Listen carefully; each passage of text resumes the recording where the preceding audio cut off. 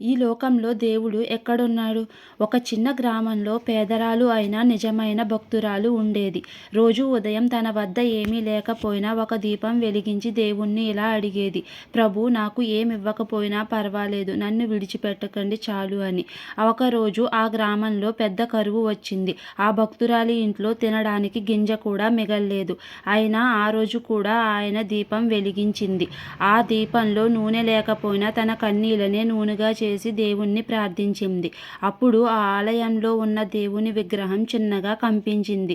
అదే సమయంలో ఒక అపరిచితుడు వచ్చి ఆ భక్తురాలి చేతిలో ఒక సంచి పెట్టి ఇలా అన్నాడు.